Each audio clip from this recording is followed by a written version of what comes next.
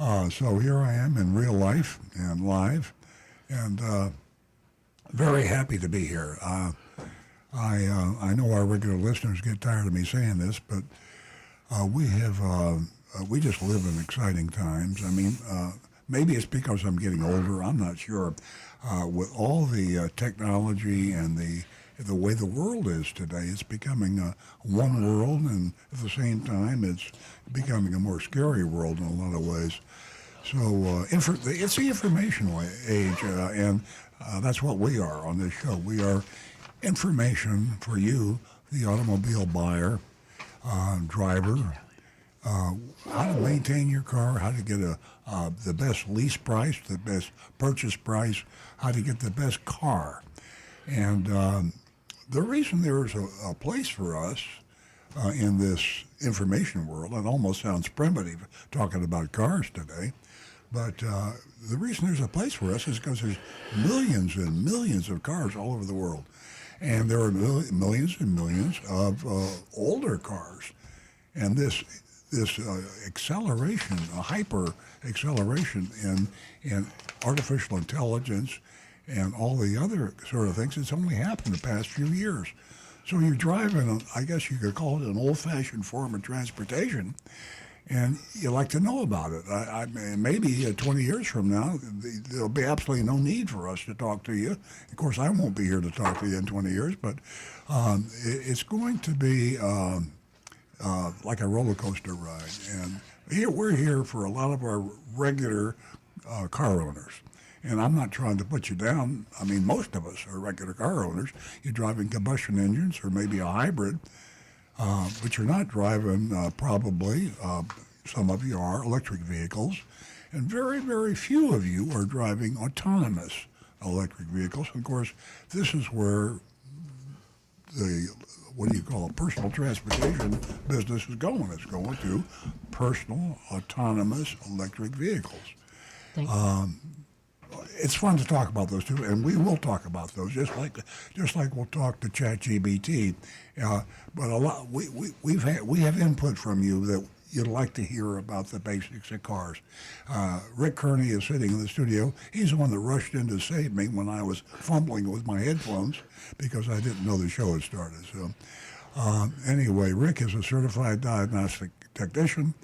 He knows everything from the old-fashioned combustion engine to the hybrid to the electric vehicle and to the autonomous. I mean, he's been on a roller coaster himself trying to stay up on top of technology, which is off to the races. If you have I think the average age of a car now is 14 years. So if you have a 14-year-old car or 10 or 12-year-old car, that's ancient history, folks. They don't make them that way anymore. But Rick knows how to fix them. In fact, if you have a autonomous EV, Rick can tell you about that too. But he's staying on top of what has to be done to maintain his position as an expert. I mean, it's not easy to be an expert in 2025. And I guess maybe it never has been. But nevertheless, he is in school half the time. I exaggerate slightly. But he can answer any question about maintaining or repairing your car, and he can also answer any question about if you should spend that much money on the car or consider buying another car, used or new, or leasing. So call us with your questions. I know when you drive a car, it's like having children, you know. You hear a cough or a sneeze or it's your car. You hear something you don't like. You smell something you don't like. There's all sorts of symptoms. And to be perfectly safe, you can take it to the local car dealer and hand them your checkbook and say, I'll be back in 2 days. Please fix my car. But most of you are not insane, and that's what that would be if you did that sort of thing. So if you want to avoid being taken advantage of by an independent mechanic or a dealer when you're having your car maintained or repaired, call the show. You can call us at 877-960-9960. That's our telephone number.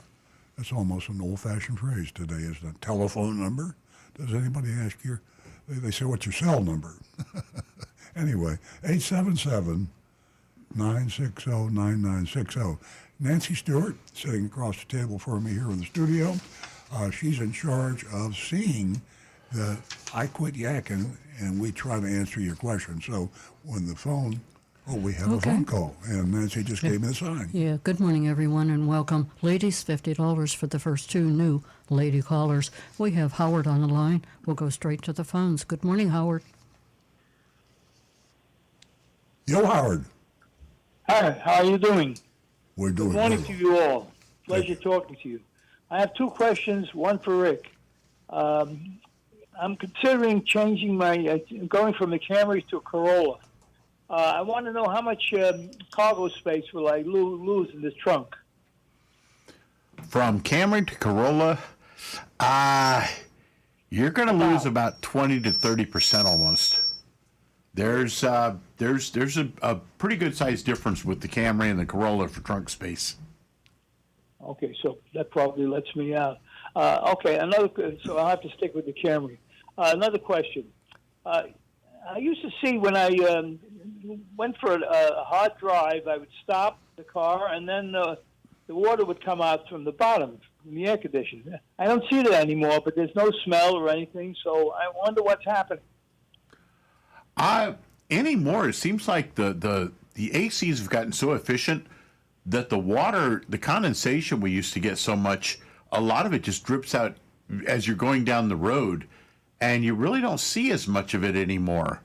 It's weird because I know it used to be like 10, 15, 20 years ago, a car would park and you would see this huge puddle form underneath it. That always bothered me. In fact, it still bothers me because my car still does that. Yeah, because you get that massive puddle.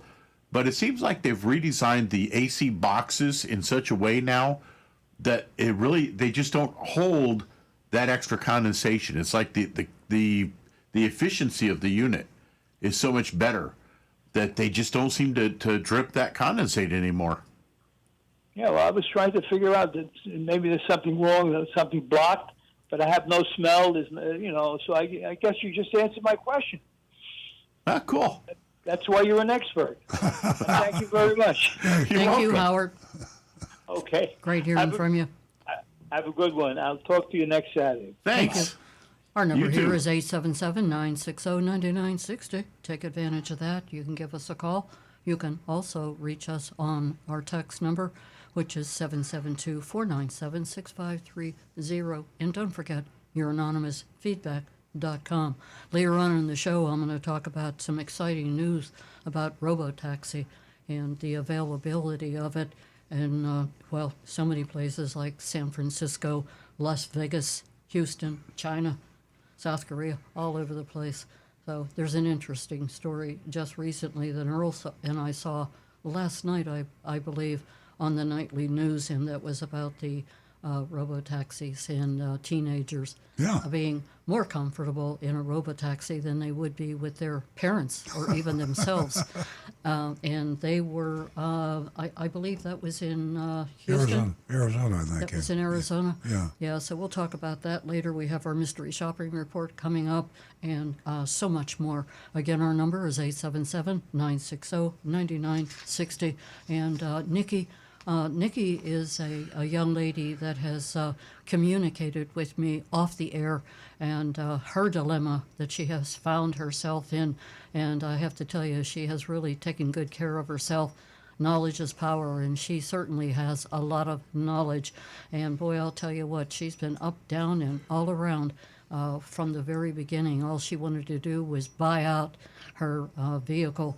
So here we are, probably a month and a half later. So, Nikki, if you're listening, give us a call, 877-960-9960. Share your story with us, and most of all, share the strength that you had and the perseverance in staying on the course.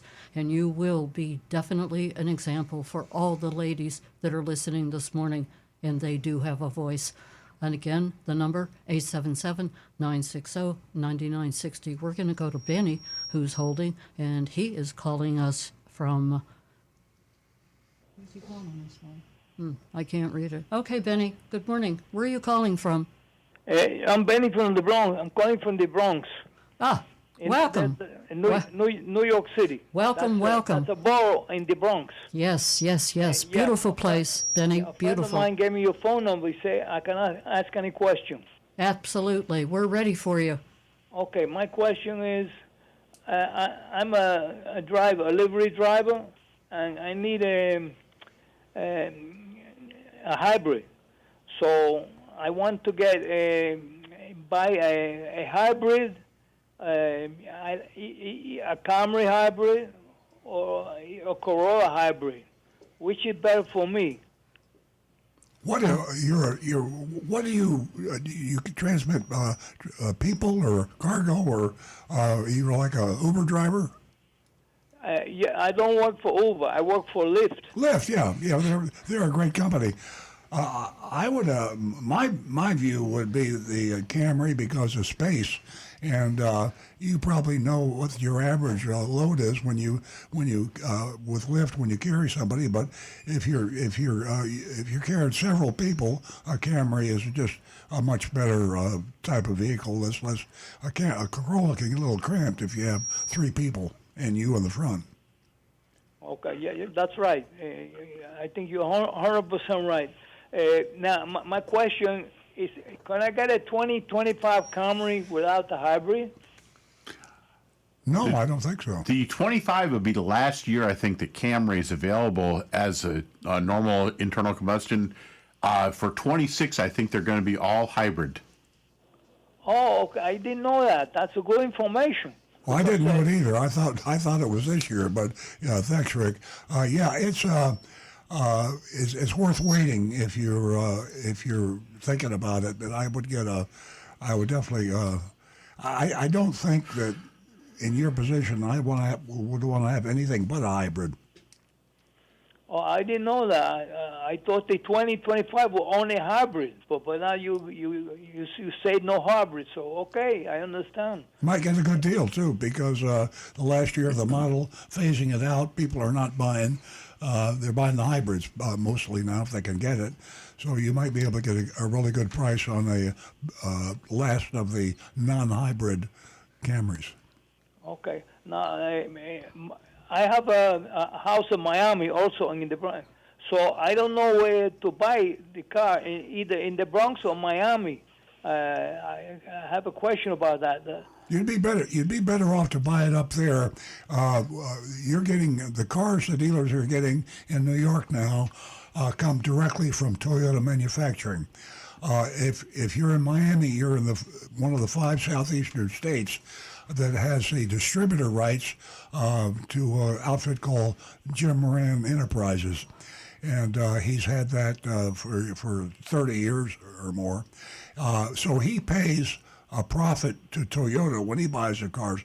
Bottom line is the cost to the dealers in the southeast states is about $1,000 higher per Toyota. So you're going to be passing along that cost increase to you. If you negotiated and you did as good a job buying your car in New York as you did down here in Miami, you'd save $1,000 to buy it in New York. Yeah, my friend told me. He said the dealer in Florida, they're all crook except you.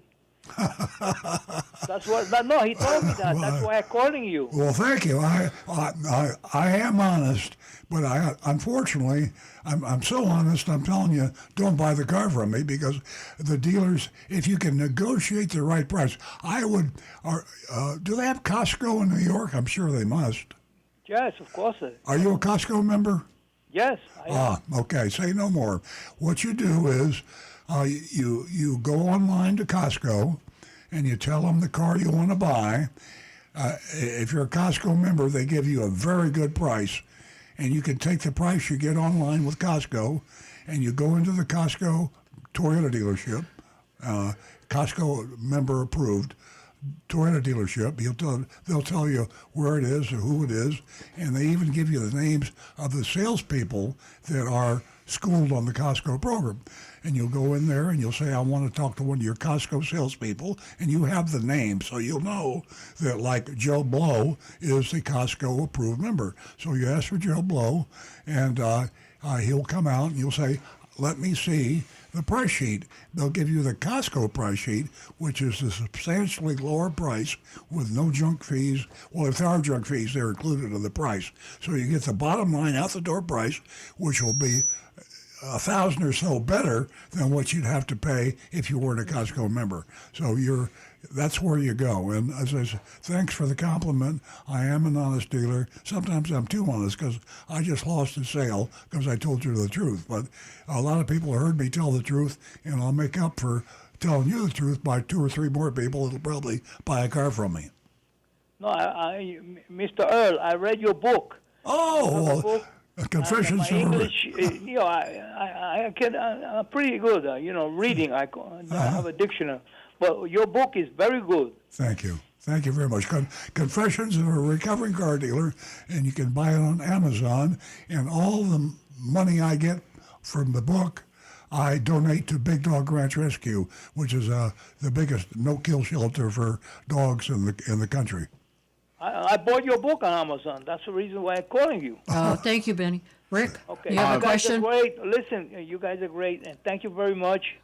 Benny, hold on for a second. This is Nancy Stewart. Go ahead, Rick. Before you go, I misspoke. 24 was actually the last year that Camry came in a normal ICE configuration. For 2025 and up, they are all hybrids. Sorry about that.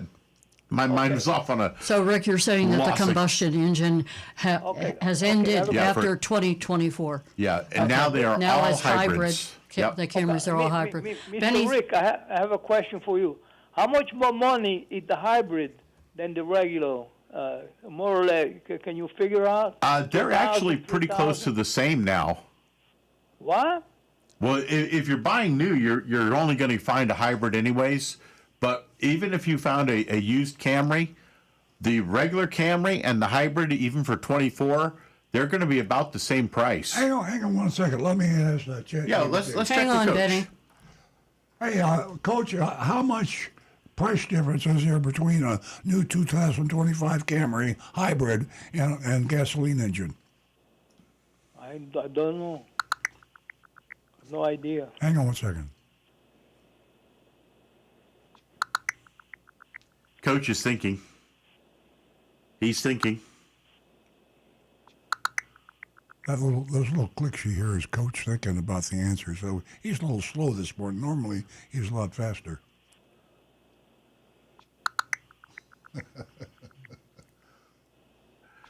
So the price- Benny, if you're still holding, we're trying to get the price from Chat GBT for you. Did I stump you? Do you know the answer? Sorry, Not Benny, we're all kind of a little out there today, it seems. Oh, Coach, I'm going to have to cut you off. Silence on the radio. No worries. I'll have that info ready for you next time. Let me know if there's anything else I can help with. Okay, Benny, Chat Thank GBT you very much. he Have a good couldn't day. give us the answer to the question that you had. Thank you so much for calling. Good luck with your next purchase. Our number here is 877-960-9960. You can text us at 772-497-6530. Don't forget your anonymousfeedback.com. I'm sure by now everyone knows about the letter that Earl wrote to Jeff Bezos. And it was in response to wanting to become a used car dealer. And new car. And new car. Okay. I didn't have that last week. Okay. So anyway, I'm not sure whether Jonathan has the letter available for the audience. Well, there's a lot of But you people. can take a look at my letter, and it's pretty exciting, and we're still waiting for an answer. I'm going to put this down. A lot of people might Jonathan? not know that I've asked Amazon, and a lot of you do know that Amazon is selling Hyundais now in several states. They will eventually be selling Hyundais directly to you in all the states, and they will be adding other new car dealers. The letter to Jeff Bezos was to ask that we be considered as the next Toyota dealer that they add. And I think eventually, I hope it'd be good for you, the listener, and the car buyers out there, if you were able to go on Amazon and buy a new vehicle, any new vehicle you wanted.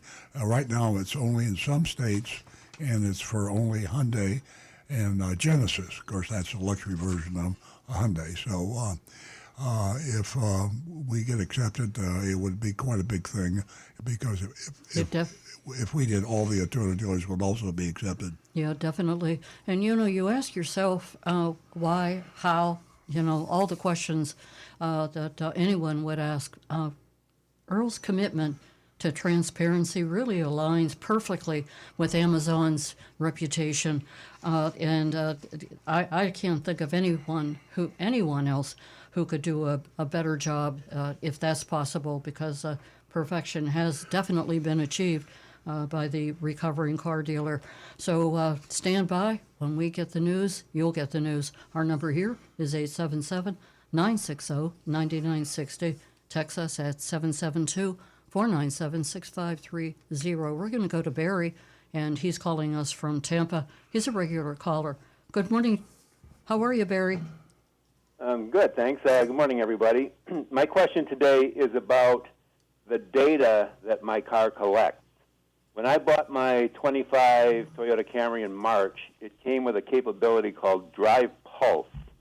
And for listeners who aren't familiar with it, this was a feature in Toyota's phone app that showed recent trip history on a map, including the time, any aggressive cornering, braking, and acceleration events. And it was available for about a month, and then got discontinued in April. And so now that Toyota app only shows where I'm parked. But in that little span of time, my car demonstrated that it's capable of collecting and reporting all sorts of data. So I would just as soon still be in on that. As a car owner, do I own this data or not? And is there a way to get to it by some other means? There is, and basically it would require a technician with a TechStream type scan tool, because it's basically Toyota keeps this information pretty locked down in their computers and in the computer of your car. It's only available by connecting a TechStream scan tool to the car, and then we can pull up what's called the record of behavior. And this is stored in multiple different systems, which each system records its own behaviors for that system. But yeah, it will tell us if you've had excessive braking, hard braking, hard acceleration, and gives us a pretty good idea of how you're driving the car. Now, obviously, this can be used in nefarious ways if they wanted to, but for a true technician, this gives us the ability to try to track down diagnostic abilities so that we can see ways to help us figure out if there's a problem with the car. If you come in with a concern on your car, by having this information, it helps us to determine what might cause that problem. I think, Barry, as you said, Barry's concerned, correct me if I'm wrong, Barry, is you're worried about maybe you're in an accident or something occurs, and the lawyer suing you wants that information. And the question is that allowed in Florida or here in Tampa or other states, or is it a federal thing? Is that law allow a lawyer, a plaintiff's lawyer, to get that information and use it against you? Well, I have actually. Go ahead. That's one thing, but I just, as an owner of the car, I just kind of like to see over time, am I driving better? Am I driving worse? What are my habits? That kind of thing. And it used to be kind of neat. I could do that for a few weeks, and then it went away. I'd like to get it back somehow. Yeah, as the owner of the car, you really wouldn't really have access to it without. But when do you have access through the technician? Right. In other words, could he go into a Toyota dealership and say, I'd like to find out about my braking, my acceleration, my stopping, and those things that I might be able to improve on and make the car, my driving the car more safe, because maybe I'm inadvertently going too fast or braking too fast. Please give me my report card. Yeah, I mean, it could be done. Yeah, definitely. okay. The answer is yes, Barry. You can take it to a dealer, and the technician can give you that information. It's not confidential as far as dealers are concerned. Yeah, but of course, there's bound to be a charge associated with that, I would imagine. Any idea what that would be? Probably like an hour's labor, because I mean, you'd be asking a technician to take the time to come and pull all that data and basically go over it with you. Yeah. Yeah, get a quote up front. That's like anything else. Go in there and ask him, and then maybe take it to another dealer and say, "Will you do it for less?" And shop it around, and then minimize your cost. Well, I know there's a lot of third-party technologies that can track where your car is. All kinds of different ways to do that. And so it seems kind of silly to have to duplicate what the car already can do, but maybe that would be a more cost-effective way. I don't know. I'll have to think about that one. But I appreciate the information. Thank you very much. Yeah, Barry, a lot of on that last point, a lot of the technical apparatus we have is proprietary. And if you're an independent, you're not allowed to access Toyota's proprietary diagnostic tools. I think that's bad. I think that it should be public, because you're tying the buyer of the car to the dealer to repair the car. That's a good thing for the dealer, and it's a good thing for the manufacturer, but it's a bad thing for the buyer. So, being a consumer advocate, I think that I think that all certified, qualified technicians and companies should be able to have the quote-unquote proprietary information on all make cars, including Toyotas. All right. Thank you very much. Thank you, Barry. Thank you, Barry. Excuse me.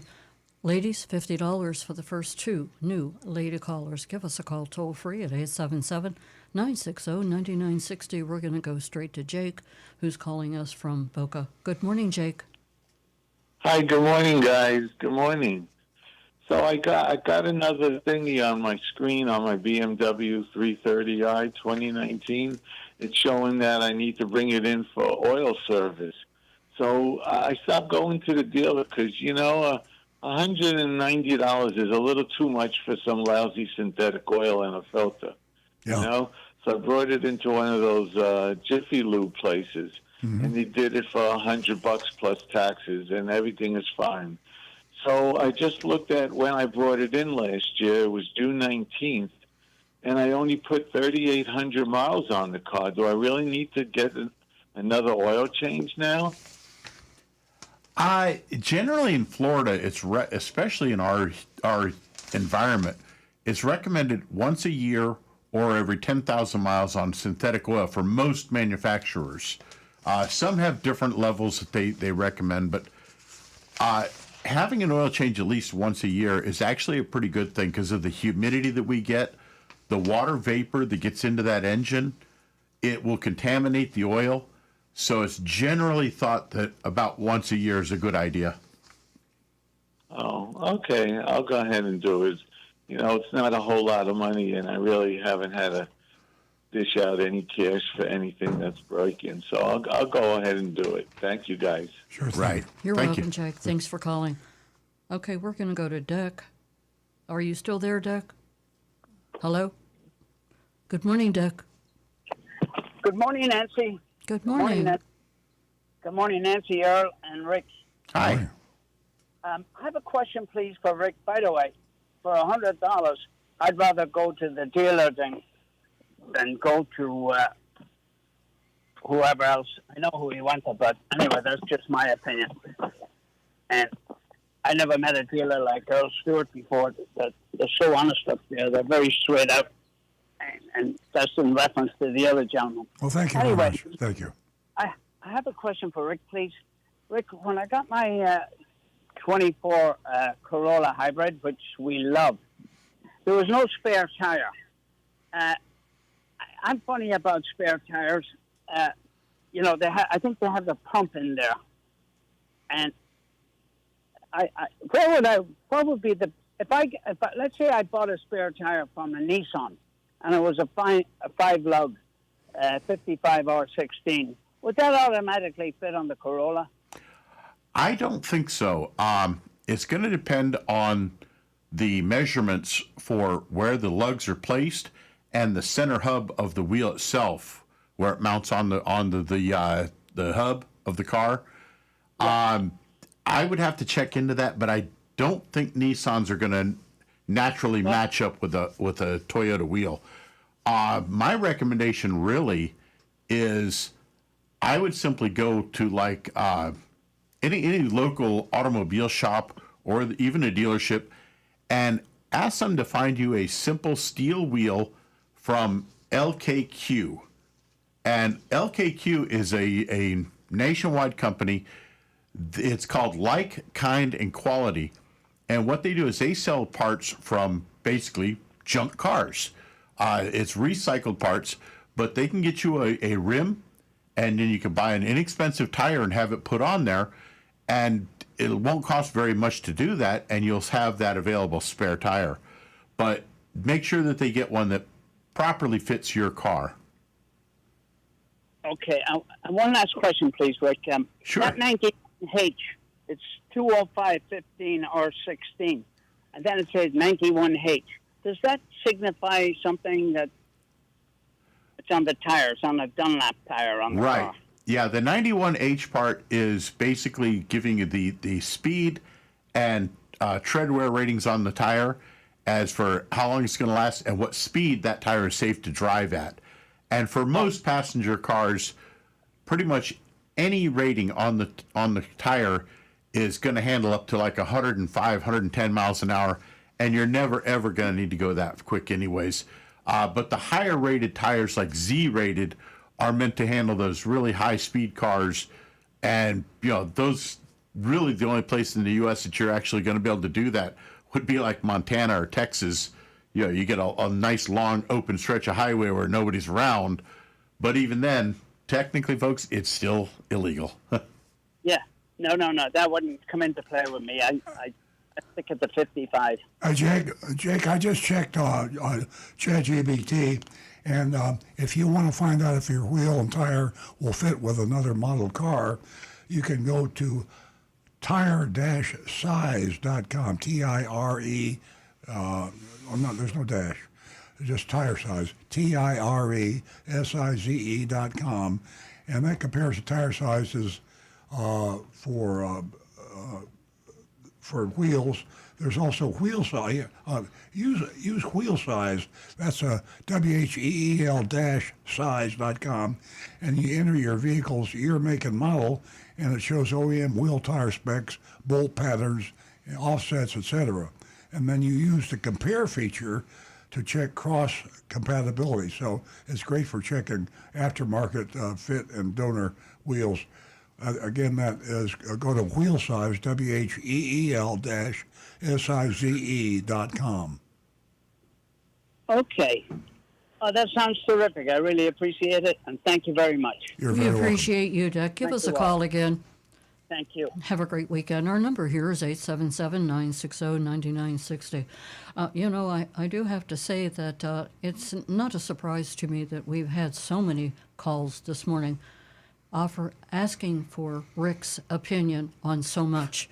And it's really telling because it's so difficult to find a good mechanic and to stay with them, because you do have to develop a relationship with them.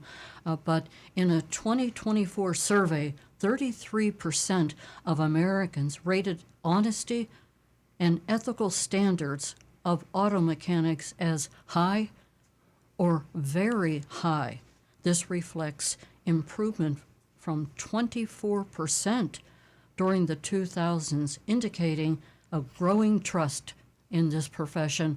And without a doubt, I have to say that Rick, he shares his professional opinion, and he's honest, transparent, and that's why he is as popular as he is. So if you can find a mechanic out there that represents everything that Rick represents, you're in good hands. Hang on to that mechanic.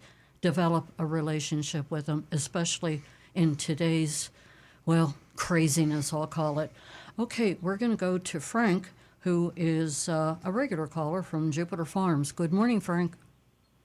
Hey, good morning, Nancy, and all the rest of the gang there. Thank you. Morning. I sent a couple photos over because here's what occurred a couple days ago. I have a 2018 Ford F-150 pickup. And so I go to Mullinax Quick Change Oil because I figured, well, it's not that super expensive and it's right there across the street. Anyway, they had the truck up, and that morning I saw a lot of little, like, how should I say, chewed up rags, or it looked like little balls of cotton underneath the engine. You've got a rat. Yeah, I know, and it's a Ford. It's the Chevy would be a rat motor. Could be a but it's mouse. Ford. It probably was. So they saw like a little nest somewhere near the battery when they took the cover off. Yep. But when it was in the air, they found not one or two wires completely chewed through. And they took some pictures. I sent them over on the 772 number. Anyway, but they couldn't tell me what they went to. They said, you got to go across the street and see the service department because we're just oil changers. We don't know anything about the truck. And I go, oh, that's nice. So with that, they went like $250 to do a scan. And I said, holy cow. I mean, just show me the daggone wires. But anyway, that's another thing that will cross the bridge. But we had a very interesting dinner with our neighbor from across the street because they watch our cats when we're away. And so I went overboard. We got some very nice lobsters, Maine lobsters. And anyway, he was talking about, why are you taking an oil change? I can do the oil change. He has a beautiful lip. He was with Chevrolet as a technician about 30-something years. He's rebuilds cars. He does, and he goes through great detail. So from now on, we'll do that. But it is good when you find someone that's honest and trustworthy. But so what do you recommend as far as checking those wires out? I guess just give it to my neighbor mechanic and let's see what he comes up with. Pretty much, if you've got anybody that has a little talent with electrical can repair that section, repair each of those for fixing the wires and getting them reconnected and everything. Go on Amazon and look for a rat tape. It sounds silly, I know. You can't be serious. Rat tape. Rat tape. It's actually a product that was invented by Honda first, and I'm sure there's other versions available now. Basically, it's kind of like a tape that you wrap around the wiring harnesses in areas where the rats might get to them, and wear gloves when you use this stuff because it's actually impregnated with capsaicin. Hot pepper, like from pepper spray. So the rats will, if they start chewing on it, they're going to very quickly say, oh no, and they're going to leave. It's very unpleasant for them, and they will stop chewing on those wires because of it. But you want to make sure you wear gloves when you're messing with it because obviously it's pepper spray, and it's going to get on your skin, and it'll cause problems.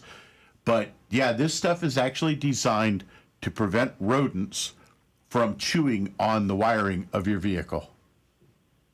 That is excellent news. Thank you. It will go to Amazon shortly after I hang up. Thank you so much. You're welcome. But thanks, Frank. as always, you have a nice weekend. Thank you, you too. Absolutely. We used to use rat tape back in my neighborhood. Really? Yeah. I didn't know that. They wore gloves too. Oh, boy. But they wore gloves because of the fingerprints and things like that. It's a long story. I'll get to it later. Anyway, 877 Have we told our ladies what they get if they call the show? and more. Yeah, we've had nothing but men calling. Yeah, that's right. Hey, you And ladies. it has all been mechanical, and your wish. Yeah. Are you wishing for a lady to call? Okay, I'll yeah. give you Tricia. Okay. Tricia. She's the girl on the go. She represents all the ladies. I'm really putting the pressure on her this morning. So whatever she has to say. $50. Yeah. If you haven't called the show before and you're female, that's a no-brainer, and it's absolutely true. It sounds too good, but it is true. Nancy sends you a check for $50 if you haven't called the show before for a first-time new female caller. Ka-ching, $50. Yeah, exactly. Thank you for mentioning that again. And as I said, Tricia calls us, and there's a lot of women that are listening to Tricia. So she sort of opens the door, gives them, encouragement. Encouragement meaning, just letting them know that their voice should be heard, and it's important that it be heard. So, with all of that said, introduction to the no other than Tricia from Boca Well, Raton. a lot of. Well, The floor is yours. a lot of pressure, but I love it. So I'm gonna, excuse me, I'm gonna continue with this, ladies. Listen to Earl and Nancy. When was the last time you got paid $50 for talking for 5-10 minutes? Come on, ladies. What? How much more incentive do you need? When was the last time? Right? Isn't that true, guys? Very When much was so. the last time you got, right? $50 for just talking, right? Exactly. And I I'm got- passing I out a got lot of $50 one information. time if I'd stopped talking. And yes, that's right. Well, That's right. I have offered you. I have offered you, Earl, Yeah. $50 at home. to shut up, and Earl. I even said $100 if you stop talking about ChatGPT, because we talk about ChatGPT 24/7. Okay, let's go on to Tricia. I want to know. I want to know if that worked. No, No, it can't stop me. Can't stop me. but you already knew the answer, Trish. All the women out there know the answer. It's Yeah, universal. you got.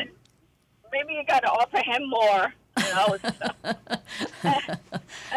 Anyway, I want to. Well, hopefully the ladies will call in. Just one question. Anyway, talking about honest,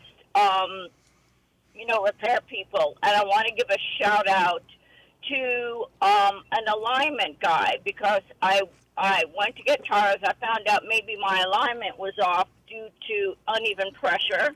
I'm sure you would agree with that, Rick and Earl, right? You know, my car pulling to the right a little bit. So I went to this new alignment guy that down in Margate. Now, several reasons why I want to give a shout out to this guy. First of all, his alignment price is way below anybody else's. It's only $96 when other places are $120 or $150, right? And guess what? He doesn't charge you for checking the alignment. As you know, Earl and Rick, many places will charge you $30, $40, $50 Yes. just to check your alignment, right? Yeah, absolutely, yes. Well, this guy doesn't check Yeah, it. I mean, yeah. doesn't charge you to check your alignment. And number three, he was honest. He didn't fudge the machine. He didn't fudge any numbers to make it seem like I needed an alignment, because we know guys could do that. Repair shops could do that and make it look like, right? Make it look like you need an alignment when you really don't. Tricia, you must have been listening to me and Nancy, because several days ago I said to Nancy, do me a favor and call these dealerships, call some dealerships and ask them if they charge for an alignment. And she called, and she could not get an answer. She was transferred. She was put over to one of these canned motorized sort of answering systems. Yeah. And she was talked to service advisors, maybe a service manager. But how many calls did you make? 6. I think 6 or 7. 6 or 7 calls, and no one would. So They wouldn't commit the themselves. bottom line is, if you ask a question, do you charge for this, and they won't answer, they've answered, because if they won't answer, they're going to charge you. And as you said, Tricia, there are a number of places, honest places, they will give you a free alignment check, and they will have a printout, and it will show the specific measurements of your 4 wheels, which will say your car is either in alignment or not. And that way, if you know when you don't have to pay, and then if you do have to pay, then you ask the second question: how much does it cost to align the car? So that's where the dealers and a lot of the independents now are getting you to charge you just to check. And the reason I'm going on about charging to check, most dealers today, most independents today, have the equipment, very, very modern equipment. Well, all you have to do is drive the car across the equipment. You drive it through, Rick, 2 or 3 miles an hour slowly, and after driving it, clunk, clunk, clunk, clunk, you automatically get a printout that shows your exact measurements on those 4 wheels. So that's what you should do. And Tricia, thank you so much for bringing that subject up. Well, I guarantee you I don't have any secret microphone in your house listening to your conversations, okay? All right? Well, we're going to look I anyway. guarantee- But anyway, can I give this guy's name and number for Please do. people to use? Yes. Okay, yes, because I'm telling he's one in a million, because every place that I called charges to even check an alignment. Yeah. All right? Yeah. Now, this guy is in Margate. He's called JC Auto Repair. His name is Javier, and his number is 954-906-6187. Very good. Okay? And Totally honest. I Okay. got the printout. Okay? So that's what I want to Let me repeat give you that. guys. Yeah, I was just about ready to say, Tricia, 954-906-6187. Javier. Correct. Yes. Javier. Thank you Yes. so much, Trish. Very honest, great, no charge to check. You know that's one in a million, right? Absolutely, absolutely, just like Rick is. Okay. Right. Okay, Trish. Have a beautiful. Thank you. and have a beautiful weekend. Thank you. The same to you. Give us a call toll free at 877-960-9960, or you can text us at 772-497-6530. Did you know that Toyota plans to launch up to 7 new electric vehicle models in the U.S. by 2027? And also that includes the SUVs, the pickups, premium vehicles. It is just going to be an exciting time. So that's the latest on electric vehicles. Also, I believe that the tax credit has been eliminated on electric vehicles as of, was it last week? No, it's a few months. It'll be in a few months before. Before it's finalized? Yeah, it's Okay, I think 4 or 5 months. Yeah. They've been talking about it a lot. If you're thinking about buying an EV, we're seeing EV sales dropped off, and then when they started talking about the tax credit being eliminated, they picked up again. People are starting to buy to be sure to get the tax credit. I'll get that exact information for you, but you've got 2 or 3 months to decide what you want. And as you know, they say the tax credit is going to be eliminated, but a lot of the tariffs that are talked about, they go in, they get changed, they get dropped, they get added back. Total chaos as to what tariffs are going to go in when. And when they go in today, they can come off tomorrow. So we're operating with a lot of doubt. But the latest word is that your EV tax credits will be in effect for another 3 or 4 months, and I'll get you the exact date that they go off. And also on the story about Toyota launching up to 7 different electric vehicle models, the bottom line, Toyota spending $13.9 billion on a battery plant, and it's going to be amazing. They're no longer talking EVs; they're in the trenches. We're going to go to Marty, and Marty is a regular caller, and we always look forward to talking to him. He has always share some fantastic news with us. Good morning, Marty. Hi. Hi. I have a question for Earl. Excuse me. If you get on Amazon's website, I happen to look at the Hondas, and they all have dealer fees, which I would say a lot of it, according to Earl, would be junk fees. Yeah, exactly. So my question is, if you go on there and you don't have any junk fees in your pricing now, right? Would you still have the same pricing on Amazon as you're doing now, or would you have to change it? Well, we would. Let me say this about the ones that you said earlier have the dealer fees. Amazon doesn't say that a dealer can't charge junk fees or install accessories or dealer fees. They don't care what the dealer charges. All they care about is that they put the total price out the door on their website. So if you buy a car on Amazon and you see this has got a dealer fee, a junk fee, all the other crap that the dealers use to sneak people price up, there's no sneaking the price up when you're on Amazon, because they might say there's a dealer fee, but they tell you what it is and they include it in the price. So there's nothing wrong. This sounds kind of silly, but it isn't really. There's nothing wrong with junk fees as long as you include the junk fee in the price. But if you have to include the junk fee in the price, there's no purpose in the junk fee. The purpose of the junk fee is to sneak up the price when you think you're paying a lower price. Right. So, I mean, my point would be you look at Amazon's price, and then you go to a dealer that is not listed with the Amazon. Yes. And see if you can get the price lower. Yes.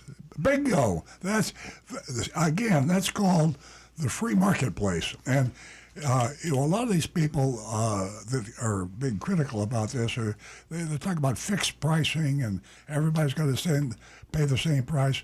I've never advocated that. I'm saying just put your best price in front of the customer, right in his face. This is my out-the-door price. And don't sneak in the dealer-installed accessories, the junk fees, the dealer fees, all the nitrogen on the tires.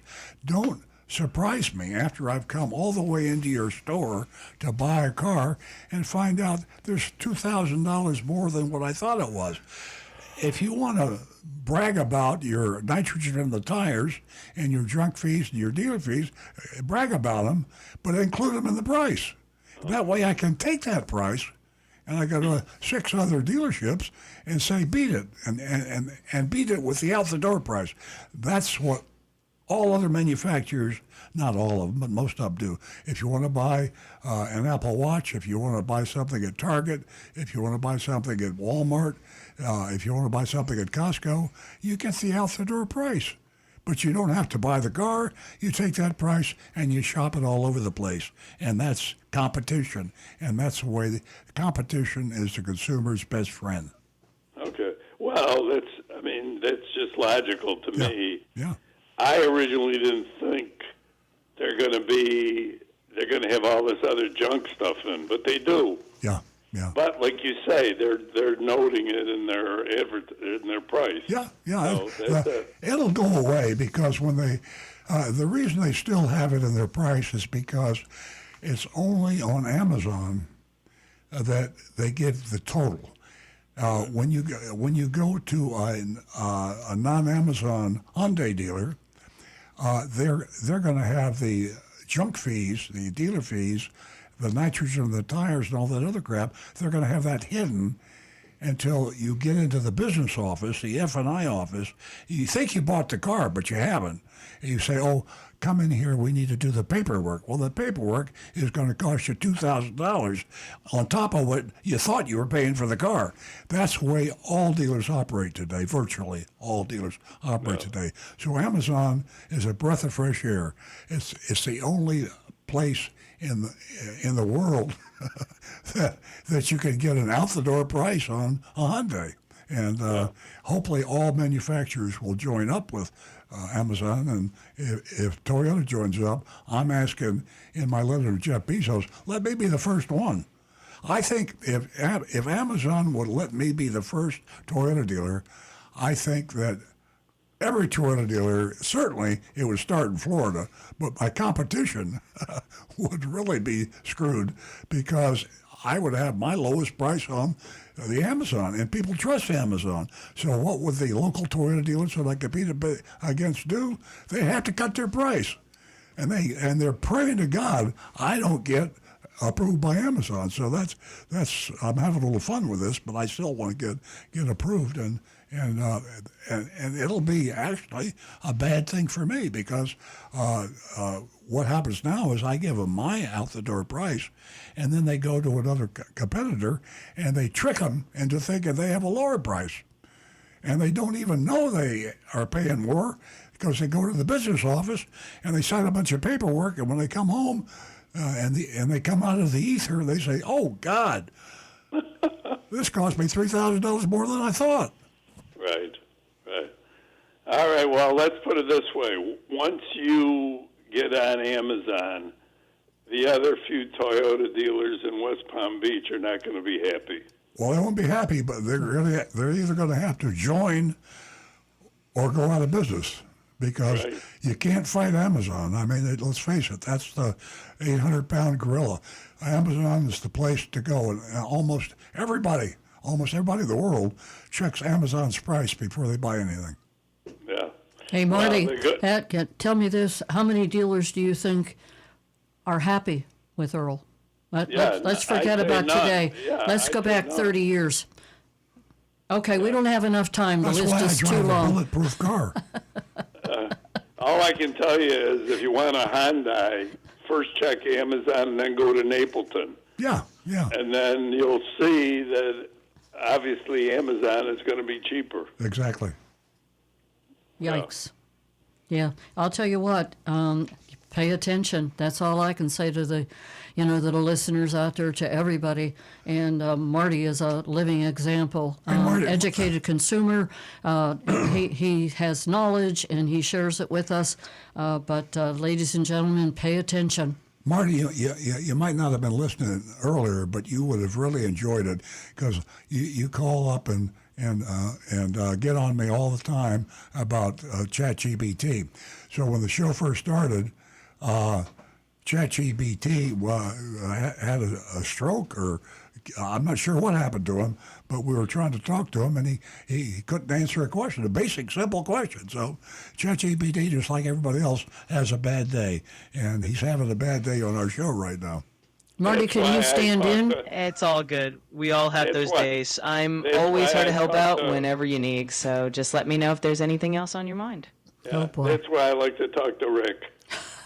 Okay. I've still got a pulse. Yeah, he usually can answer the question. I Yes, was going to call in and tell him about the Camrys. He answered it. one more funny thing. ChatGPT, and I've got him on mute now, so you can't hear him, but I can.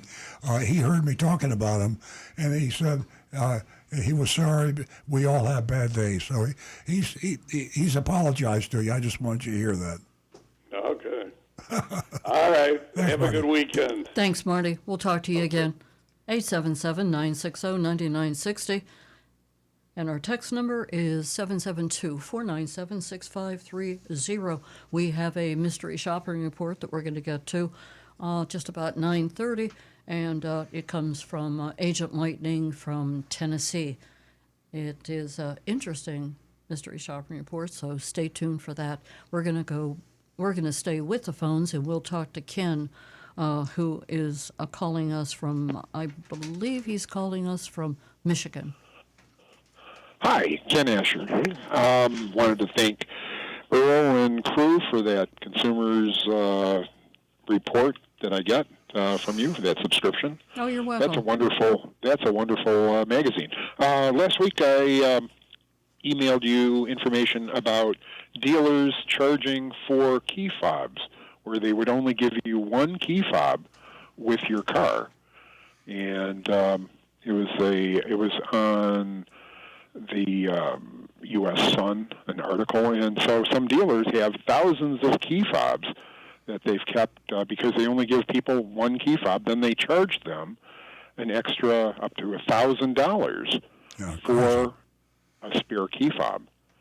Yeah, there was an excuse earlier because with the microchip shortage, key fobs, I guess, got a lot of microchips, and so what the manufacturers did, including Toyota, said, hey, if I sell a person a car, I can just give him one key fob, and I'll take that other key fob that I used to give him, and I will keep that when they lose the key fob and come in. So that was kind of an unnatural situation, and you don't surprise me to think that a lot of dealers collected the other key fob and tried to turn around and sell it. That's pretty low under the. That's about as low as you could go, but it doesn't surprise me.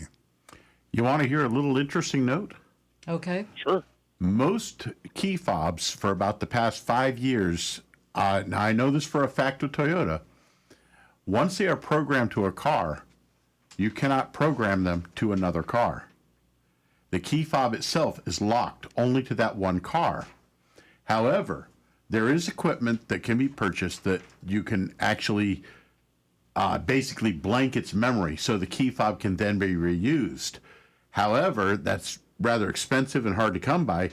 So what happens there are companies on the internet that if you have a bunch of old key fobs, say you just got them, they've collected up from used cars or whatever, you send it to them and they will buy those keys from you for sometimes up to $8 or $10 per fob. So these guys let's put it realistically, they are stealing that extra key fob from the customer. When the car is supposed to come with 2 and they only give them 1, they're stealing that other key fob.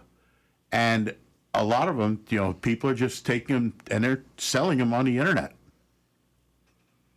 Oh, yeah. And, it's interesting because as a Costco customer, they have companies that will duplicate key fobs at Costco for like $250 for a Prius. And I guess they get them OEM. But the Toyota Prius, they can easily duplicate when you're shopping at the store.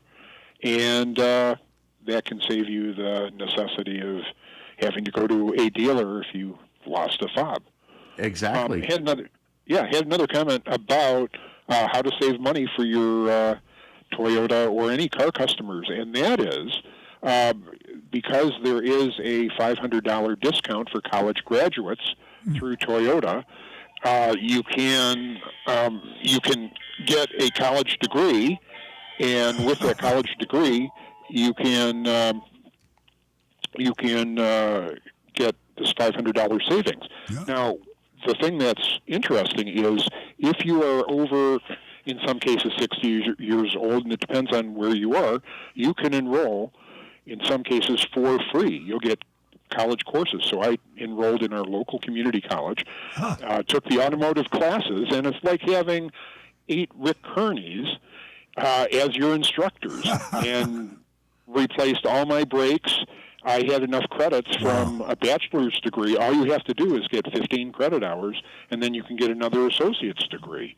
So, for example, like where you are, Earl, you have Palm Beach State College. Yeah. And you can enroll. One caution, sometimes they make you enroll as a auditing student where you wouldn't get college credit. But in our case, got full credit. And if you stack up your degrees, you can get additional degrees, get $500 off when you are ready to go. Wow. That's interesting. Did you go to night class or day class or both? No, it's a day class. They have hundreds of classes in many different subjects besides automotive. Wow. And I fixed my 1999 Ford F-150, did brakes on it, and they won't let you leave if you aren't competent to do it because these guys have 30 years experience. Some of them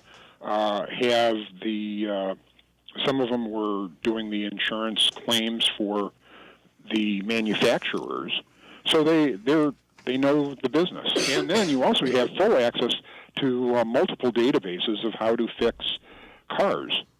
And like you just go to their website, so you can access that, and you can do all the printouts for your vehicles. Well, they let me put a sign on the bulletin board that I could use some good technicians in Florida. Maybe they don't want to move from Michigan to the sunny South and get a good job at the same time. Well, that's what I recommended to some dealerships, and they took advantage of. I said, I have people in my class that they're looking for jobs because usually it's a student transitioning out of high school. Yeah.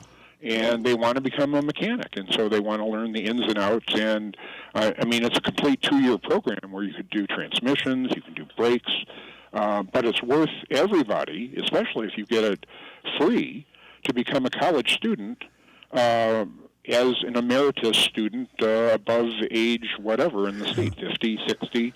The other thing is you get student discounts on your XM radio and Disney because now you're a student, so they lump you in with the 18-year-olds, and in some cases, colleges have complete health services. Well, Ken, would you do me a favor and spread the word around the classroom to give us a call, Earl Stewart Toyota in North Palm Beach, because we're always looking for good technicians. We'd like to hire new people who have the basic education and then put them in as an apprentice with a experienced technician so they can learn real life technology. But I'd love to talk to some of them. I appreciate it. Call back next week and let us know if anybody's interested. Yeah, great conversation, Ken. I'm up here in Michigan. Yeah. But what you can do in Florida is you can contact the college yourself, and they'll post your job posting on their board, and they'll hook you up with candidates that have the credentials that you want. Yeah, we'll look into that.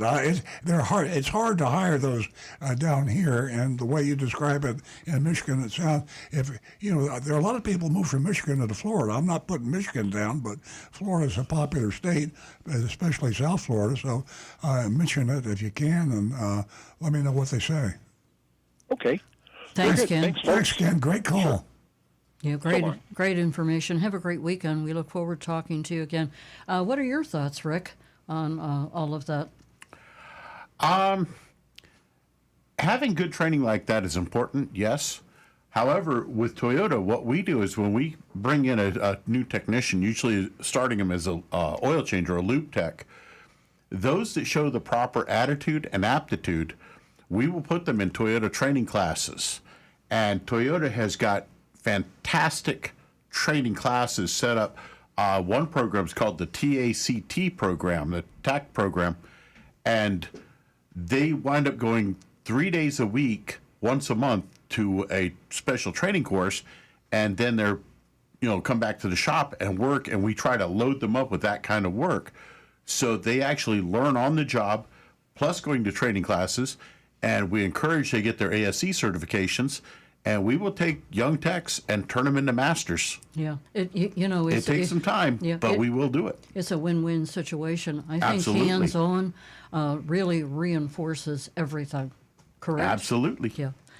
Ladies and gentlemen, we are going to stay with the phones that have been extremely busy, and we're going to go to Phil, who has been patiently holding. Good morning, Phil. Yes, I have a question for Rick.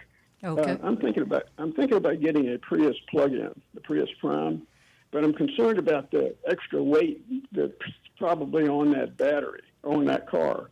Does the Prius Prime, is that battery much heavier than the standard Prius? No, they're pretty close to the same.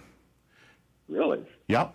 As a matter of fact, the batteries have gotten smaller and lighter because they've been able to go from a nickel metal hydride to the lithium batteries, and the weight has dropped dramatically. Oh, okay. So then that's not going to, the handling characteristics of the Prime's not going to be any different, basically, than just the Prius, the regular No, Prius? they will drive the same. Okay. Thank you. I think I'll pursue that then. Yeah, and as you get the car, when you get a Prius or any hybrid, really, go online on YouTube and seek out videos for what's called hyper-miling.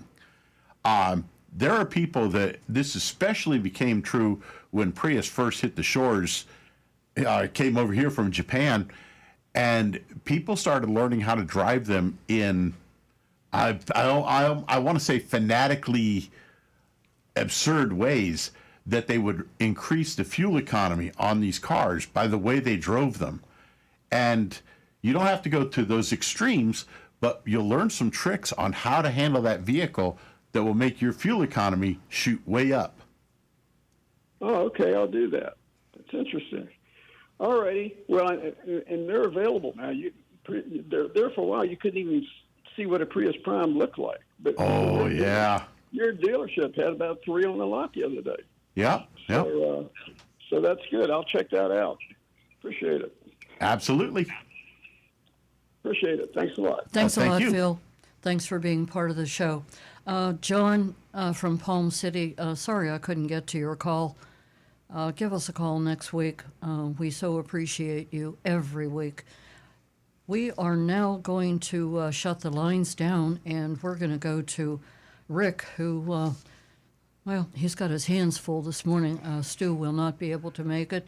And Rick, the Anne Marie text. Yeah.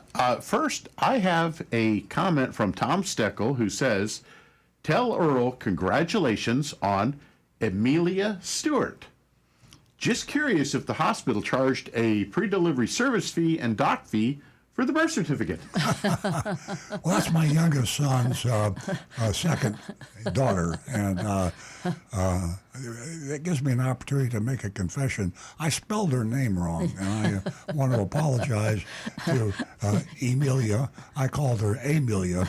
I was hoping she was going to be like Amelia Earhart, but so I just I put that on Facebook, so 1 million people got the wrong first name, and. Yeah. And it's Grandpa's fault. When you can listen to the podcast on this show, Emilia, I apologize for calling and you it's Amelia. It's an exciting time, isn't it? We have two new births in our family, and that is Amelia and that is Kay.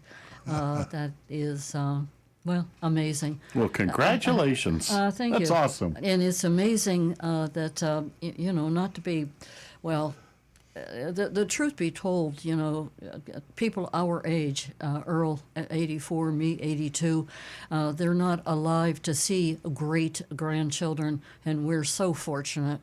And I just want to let the audience know how blessed we know we are. With all of that said, Rick? Okay. We have one here. Kim Appreciates Life on YouTube. She says, does a Prius Prime plug-in qualify for the EV credits that are ending September 30th? And I don't think it will. Being as the Prime is a hybrid and not a true electric vehicle, I don't think they get the tax credit for that. I think you're right, but I'm not sure about that either. I'm sorry to say. Unfortunately, Stu won't be here, so we'll check back with him. And did I hear Ian Marie say that it would be September the 30th that the electric vehicle tax will be eliminated? Well, it's actually Kim Appreciates Life on YouTube that asked that, but yeah, she says right, September 30. Yeah. September 30th. So we didn't know that, but we just got that information. So.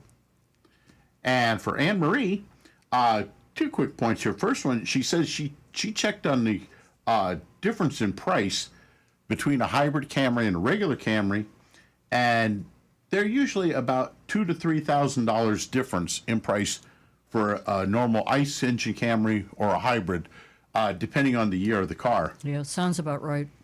And then she says, "Good morning. I remember that back in the good old days, cars had engines with a deep, throaty growl that loudly advertised their power.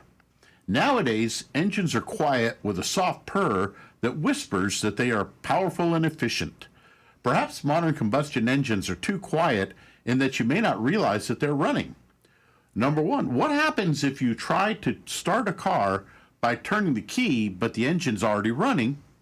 How much damage could this cause? And can you accidentally try to start a car if it's already running with a modern push-button start?" Well, any car that has a normal key cylinder ignition where you put the key in and turn the key, if it's already running, and you turn it to the start position. Now, I'm pretty certain they have not done this, which is a big mistake for the manufacturers. It still will hit the electric signal to the starter, and the starter motor will try to engage.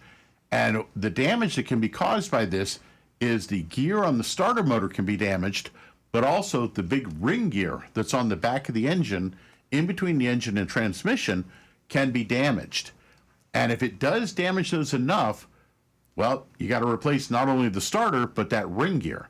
And that means removing either the transmission or the engine. Big, huge expense. So be careful with that, folks. Don't try to turn the key if the engine's already running. Take a quick glance at the tachometer where it says the RPMs. And if that needle's not on 0, you know that engine's running already. So now with push start cars, however, no, it cannot engage the starter. The computer will not let that signal go.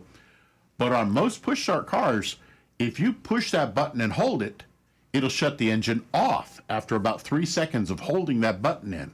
That's one of the safety features they have, is that's the way you can turn that engine off, regardless if you're in park or not. Even if you're rolling down the road at speed, if you feel there's an emergency and you have to shut that engine off, press and hold that button, and the engine will shut off. I didn't know that. How many seconds? About 3 seconds. Yeah, interesting. Yeah. Just press that button in and hold it for about 3 seconds, and it will turn the car off. Boy, do you remember back in the 50s? Well, not you, Rick, but if you went out and your car, you already started your car and you forgot, and then you go out and you start, that kind Yep. of that kind of a noise. Well, and part of the reason that the cars have gotten so much quieter, back in the day we had those big V8s, monster engines. You start that thing up and blah, blah, blah, blah. Yeah.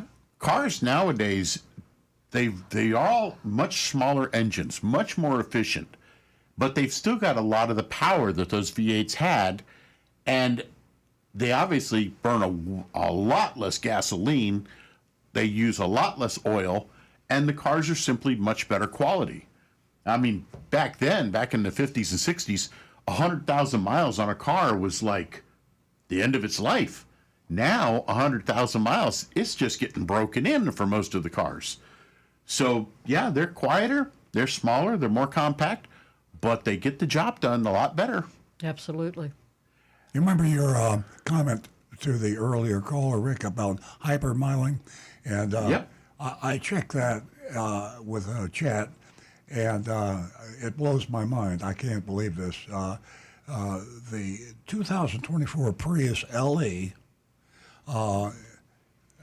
hypermiling, meaning the people that know how to drive the car and milk every mile out of it. Rick, I'll give you a guess. Miles per gallon. I would say the top record for somebody that really knows what they're doing and has the proper environment, the roads, everything's just right, I'm going to say 110 miles per gallon. Nancy? It's 105. Yeah, I would have never guessed as much as either one of you. 93.158. 93.158 combined, and that's certified by Guinness. That's recent, 2024. But what this tells me, what does this mean to you? It means that you can't be a hypermiler. They're professionals and they go to extremes. But if you listen to someone that really knows how to drive and get mileage, Rick is one of them. And there are a lot of people out there that are just really good. And, I remember Rick telling me one time, if you feel like you have an egg between you and the accelerator pedal, just don't treat the accelerator pedal like it's a nail and your foot's a hammer. Just you want to tap it. It's very receptive and gentle and nice. So if you use a kind of a featherish approach and think about your mileage all the time, I've done this when Prius first came out. I used to be getting nutty about mileage. So when you can really focus your senses on mileage, you can take a car with an EPA estimated mileage. People talk all the time, oh, that EPA mileage, you can't get that. Let me tell you, if you drive carefully, you can get better than the EPA mileage that you see on the Bernini label. And here's proof. Guinness record on a stock Prius. There was no modification here. 2024 Prius LE, 93 miles per gallon. My personal best, and I'm not nearly as crazy as some of those guys are, but my personal best on a 30-mile trip driving a Prius, it was a customer's car that they didn't think it was getting the right mileage, so I drove it home overnight with their permission. 74 miles per gallon. You did better than that, don't you remember? Well, that was a special one. That was the modified Prius we had. That was a plug-in Prius, and we got over 110 miles per gallon driving that car. Yeah. That was amazing. That was an amazing time. You drove it all the way to Washington. Yep. Yeah. It's amazing, how a driver can affect their vehicle. Oh, God. And that's all I can say. It just, you got to treat the car, well, with care, like Yep. the guy said. John from Palm City, I'm sorry I didn't get to your call. I certainly hope. Jonathan has reopened the lines, so you have time to call before the mystery shopping report. So let's go to Roadrunner Steve, who is on the line. Good morning. How are you, Steve? Oh, good morning, everybody. Me. How's that? That's the real horn. Oh, Okay. I thought it was you. You were talking about that rat tape. Is it X-rated? Nope, it's rated P for pepper. Yeah. Okay. Well, I had when they brought that subject up. That was a good subject. I use this stuff that's called Repels All. It's a spray. Animal repellent prevents grazing, nibbling, chewing, gnawing, and browsing damage to plants and property. It's environmental safe and biodegradable. Won't harm plants or animals. How about bears? Nice. Bears and tigers and lions and everything, huh? Yeah, well, it shows you. Well, once you brought that up, see, I keep my car in the storage unit, so I'm going to spray this stuff in my engine bay. So that was a good call about the rat tape. There. Interesting. Very interesting. I wonder if I could spray that in the right outside the back door, like on the patio. Yeah, probably. But the funny thing is, I get nervous when I drive my Roadrunner, so I'm driving on Boynton Beach Boulevard. Coming the other way was a Ford Model T. So we each beat horns at each other. So I say, wow, this guy got that. I could imagine if he runs into problems. But it's good to see those cars on the road, even on a Saturday morning. Yeah. It is. Yeah, it is. Yeah, we see a lot of them. I see some beautiful. They look like they're brand new. They take really good care of them. Yeah, on our early morning drives. Yeah. Yes, definitely. Yeah, they go. There's about 15 of them that go to a coffee morning somewhere. I forget where they go to. Yeah, they have like a little cult, and they all Right, gather. Okay. Okay,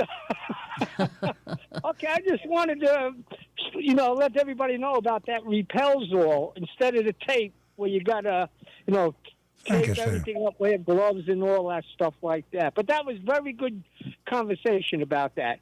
Yeah, I like the idea of the spray because you can really get that all over in the engine compartment then to cover all the wiring quickly and easily, and it'll help prevent them from getting in and like chewing up the air filter or the matting under the hood. How bad does it That's smell? great. How bad does it smell to us people? I mean, if you spray too much on there, is your car going to stink? Or? Yeah, that's something I would have to test though. Yeah, that's true too. So just a dab here, a little dab there. A little dab will do you. Yeah. So to me, it smells like garlic bologna for some reason. So I don't know. It smells like what? Garlic bologna. Really? Yeah. But it says the ingredients are fish meal, fish oil, magnesium silicate, magnesium sulfite, sodium. Oh, here we go with these words: azote, urea, vinegar, water, and wintergreen oil. I think the wintergreen oil is the main product that would keep the animals away from that. Interesting. Now, that wouldn't bother me because wintergreen's a pleasant odor for me. Yeah, definitely. Yeah. Okay, and Rick, how many miles did you get? Was that all downhill with the wind and back? Nope. That was in Florida, flat roads, but I did enjoy a really nice drive along the beach coming to work that morning. Oh, okay. No traffic lights that way.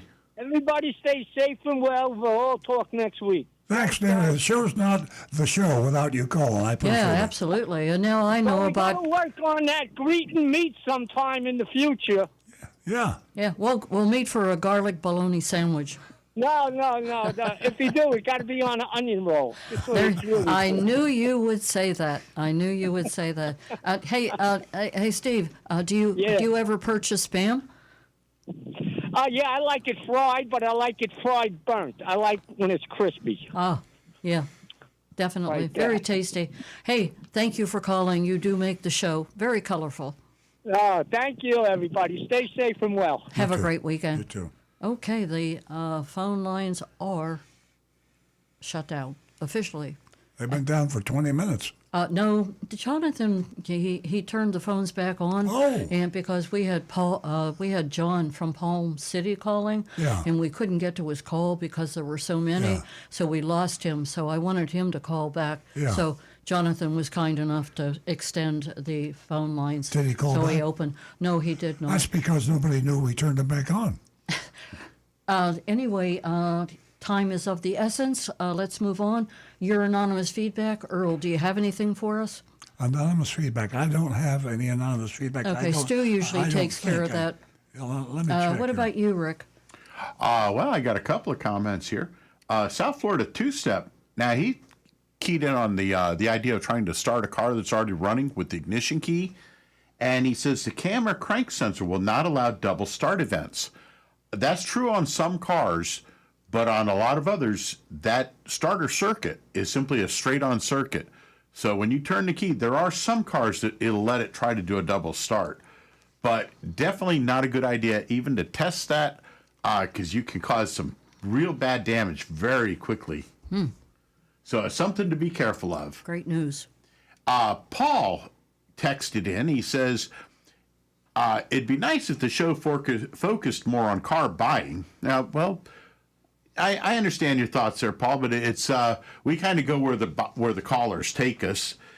He says, I recently rented a Toyota Hybrid during a vacation, and in the process, Hertz sent me a list of available cars to purchase. I got curious. I happen to think the Corolla Hybrid is probably the best value in a new 50-mile-per-gallon vehicle for $26,500 MSRP. What I found curious is that Hertz rental car sales were showing 38 available 2025 Corolla Hybrids from Orlando to Fort Lauderdale, all priced at about $23,000 each plus tax, no dealer fees. It sounds like a fair deal for a new car with low miles and 2 years left on the factory warranty. And yes, that's very true, Paul, that you can get a great deal on a rental car. However, but he said new car, so I'm confused. Well, no, he's talking about these are Hertz rental cars, 2025 Corolla hybrids. Yeah, those are used cars, right? They are used, yes, priced at about $23,000. The only thing that I will recommend on any car that has been previously driven by anyone else, even if it's only for a couple thousand miles, take it to a qualified mechanic of your choosing and have it inspected to make sure that it's in proper good condition. Yeah, if it's a late model car and it has less than the mileage of the new car warranty, that's a pretty good indication too. So, exactly. Yeah. I mean, if you can get a 25 Corolla, a 2025 Corolla, and you're saving a couple $1,000s off of the new car price, as long as it passes an inspection, I'd say, yeah, you can get a great deal on it. Yeah, if I were going to skip taking a car to a mechanic, which I probably wouldn't, but if I had to, it would be one I'd buy from Hertz or from a national rental company. The big companies like Hertz and National they're publicly traded. They are under the microscope at all times of the regulators, and Enterprise is another example. And I've never been aware of a nasty problem with a national rental car company selling a used car. Generally, I recommend those outlets as typically getting a pretty good price. Hertz, for example, they went crazy when the electric vehicles first became available. They bought way too many of them, and they couldn't get rid of them, and they had to sell them, and they took millions of dollars worth of a loss, and those were really good buys. So put rental car companies at the top of your list when you're shopping for a used car, late model used car. Yeah. You know, my experience with purchasing a car from, I'll say, Enterprise many years ago, you know, the first thing that I did was check it out because you can imagine how many drivers that car had. But the end of the story was good because it ended up being a great car that I had for a long time. So that's a great advice. Rental cars for the older folks are reminiscent of high mileage. I don't know. I don't remember, to be honest with you, but 50 years ago, I don't know how many miles rental car companies put on their cars.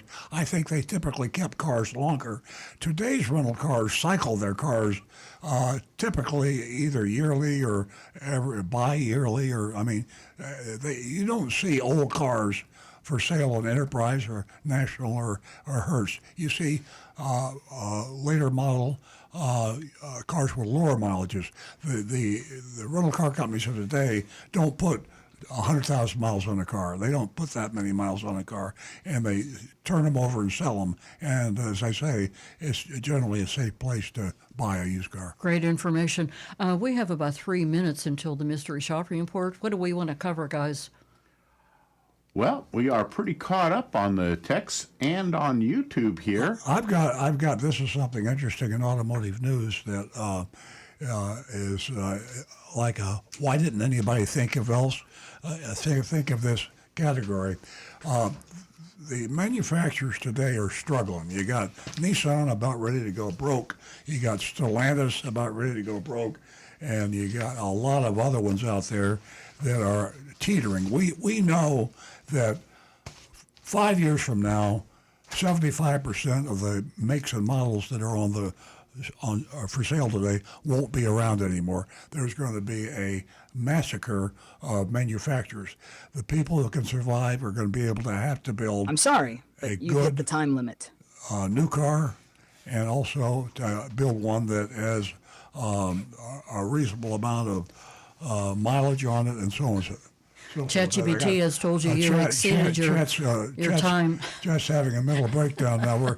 I think we're going to either fire Chat or we're going to put him in jail. Hang in there. It happens to the best of us. He's Just take a deep breath, and things will get back on track.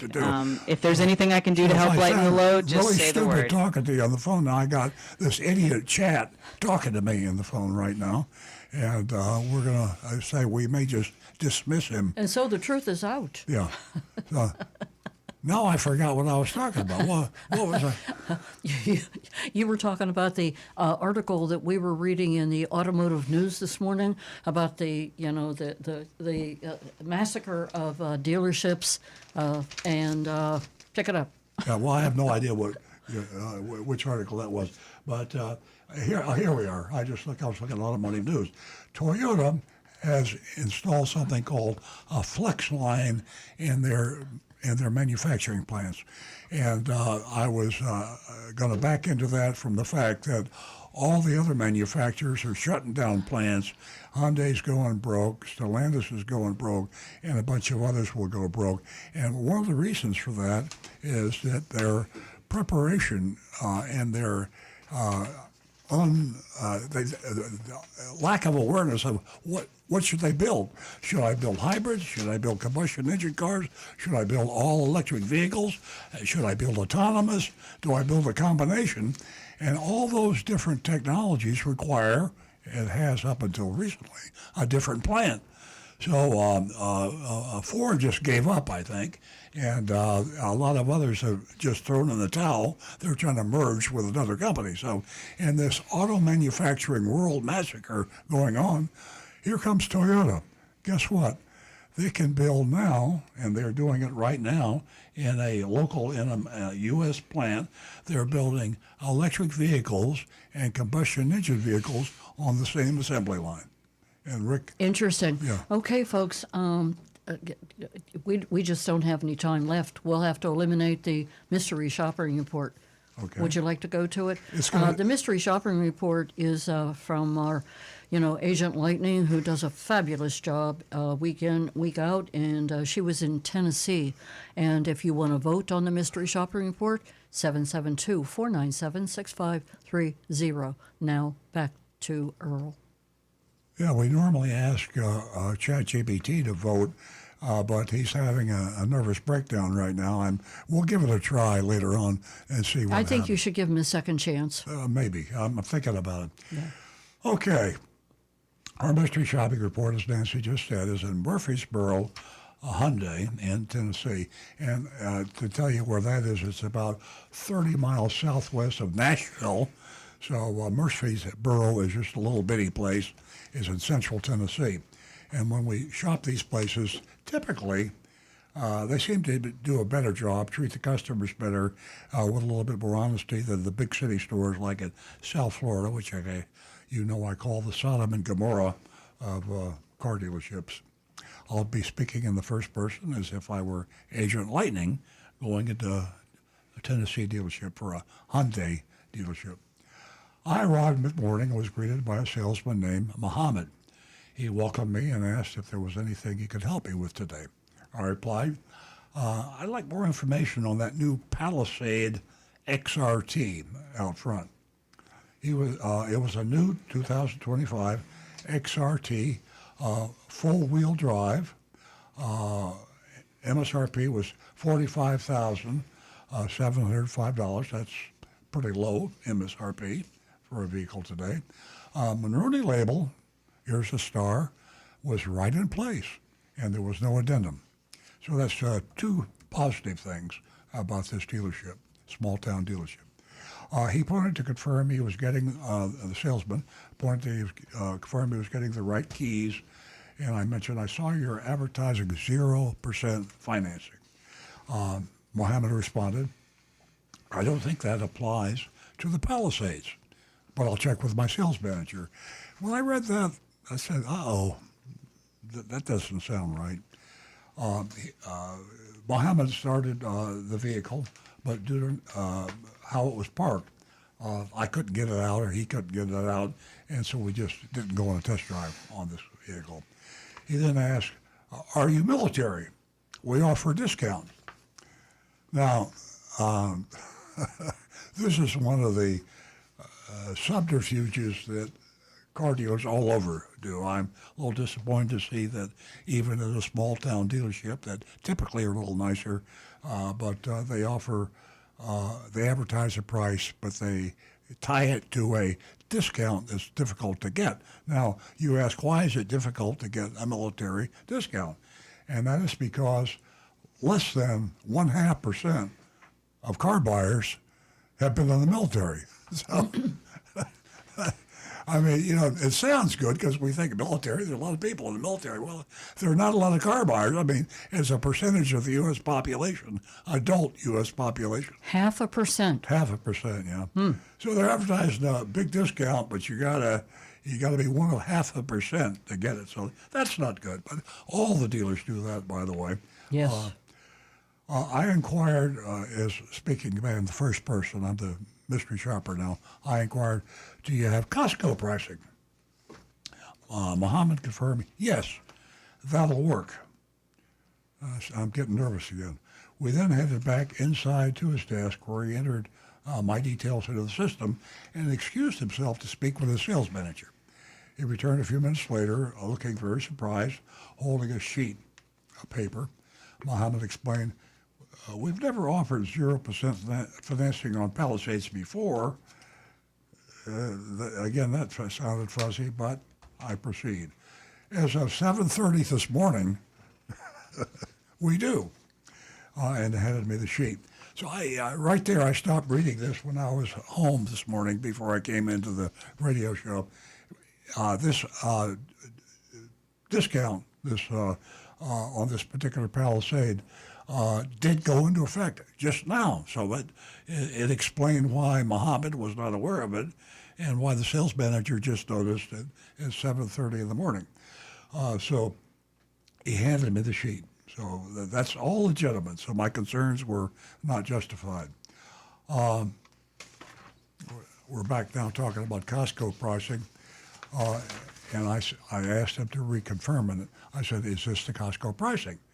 You mentioned online pricing when you put the paper down. Muhammad replied, let me double check, and returned to office to speak to Bobby, the sales manager.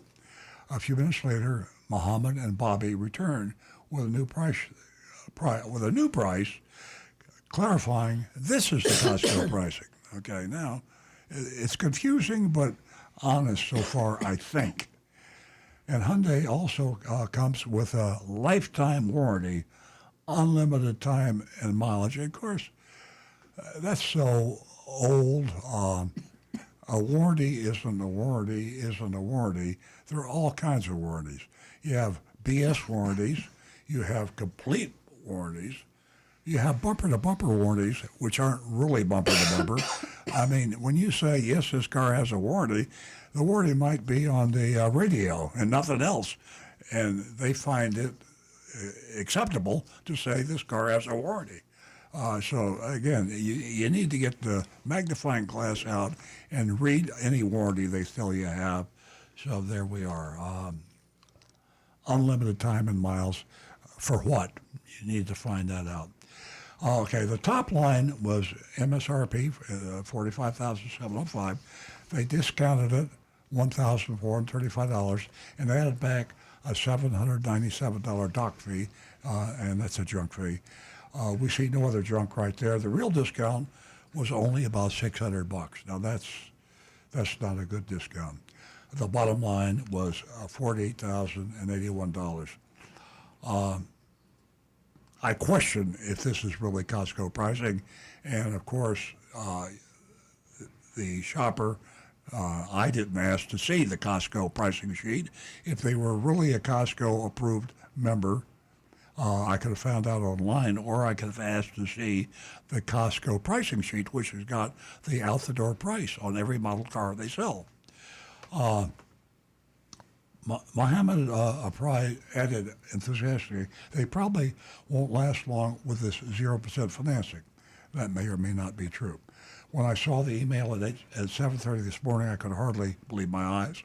Honestly, until I just entered the VIN number, I wasn't even convinced, but now I'm a believer. And that's true. The 0% financing just happened on that model. Bobby asked Mohammed to print out the window sticker for me, highlighting the warranty, and included maintenance, and then showed me another sheet.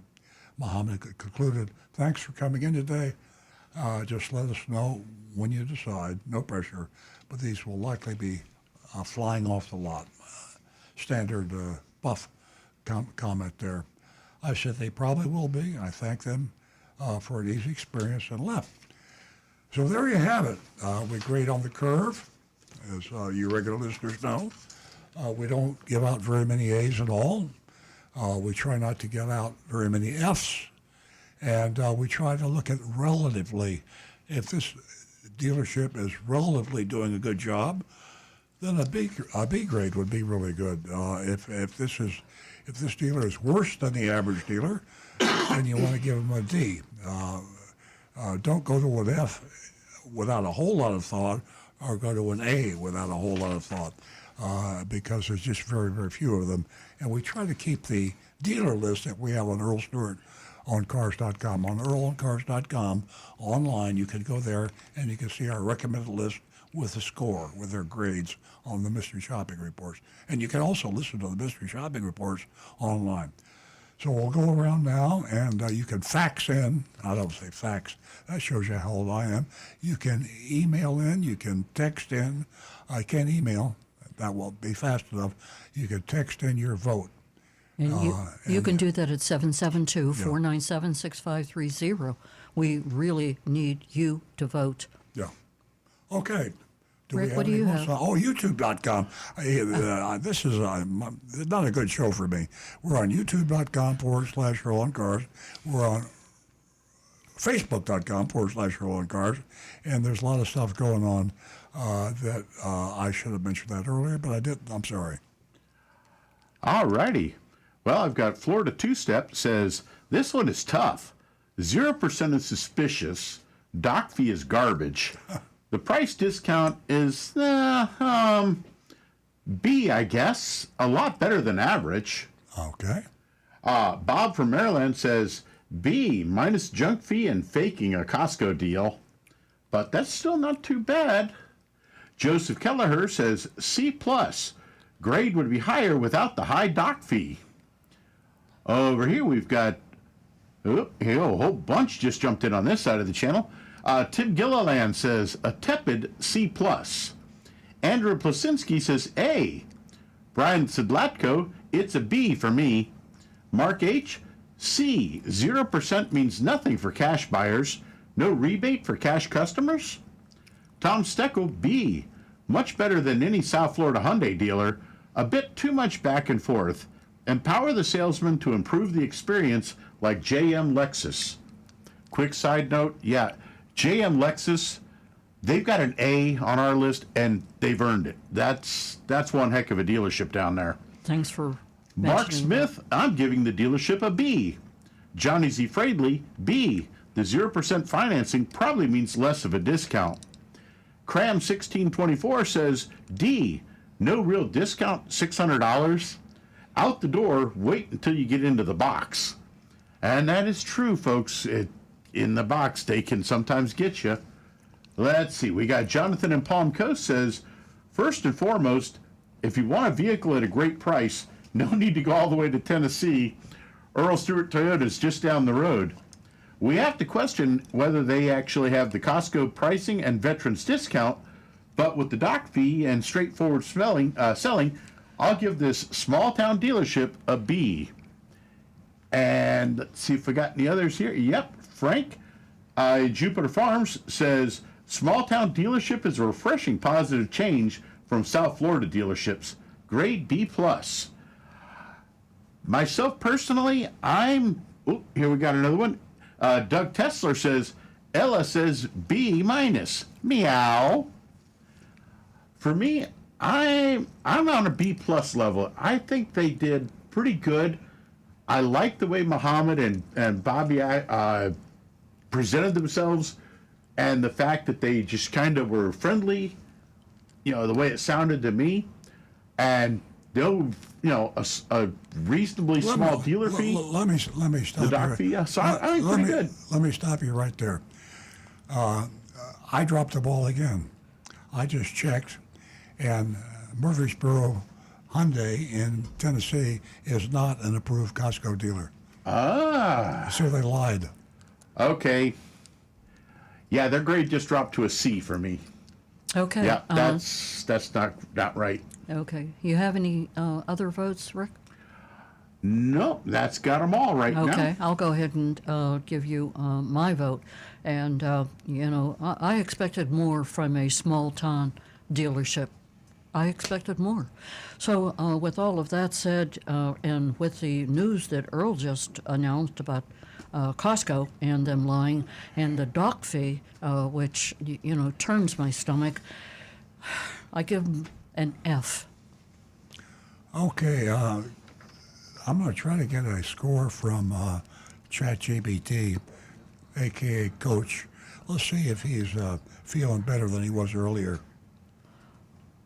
Jonathan has it already. Coach, what's the score on the shopping report? What is your view of Murfreesboro Hyundai? Sure thing. Yo, Coach. What's the score on Murfreesboro Hyundai, the shopping report? Yeah, there's a pause. You have to. I gave Murfreesboro Hyundai an A- for their mystery shopping report. They provided a great experience overall. The only slight downside was that the actual discount from MSRP was pretty modest, but they made up for it with 0% financing and a lifetime warranty. Overall, they did a great job. Coach, let me tell you something that you didn't know earlier. This was my fault. The dealership said that they were a Costco-approved dealer when the shopper asked the question, and they lied. They are not a Costco-approved dealer. How would that modify your score? Got it. Thanks for letting me know. That definitely changes things since honesty and transparency are crucial. I'd probably adjust the grade down to a B to reflect that issue because it's important that they accurately represent their affiliations. Thank you, Coach. So it sounds like the coach, he doesn't mind dock fees. He doesn't mind any of the extra fees that go with some of these mysteries. But Coach is definitely wrong about the lying. You can junk fees, that's standard operating procedure, this sort of thing, and that's how you get yourself a C. But when you look a customer in the eye, and that customer asks you, "Are you an approved Costco dealer? And is this the approved Costco price?" and they lie to you and say it is, that's an F. And I think it changes everything. yeah, I haven't. I feel bad that I missed that. I should have checked that earlier and given that information to all of our voters. So my apologies, especially to our great YouTube voters. I can tell you right now that all of our YouTube voters would have given them an F too. So we're going to say.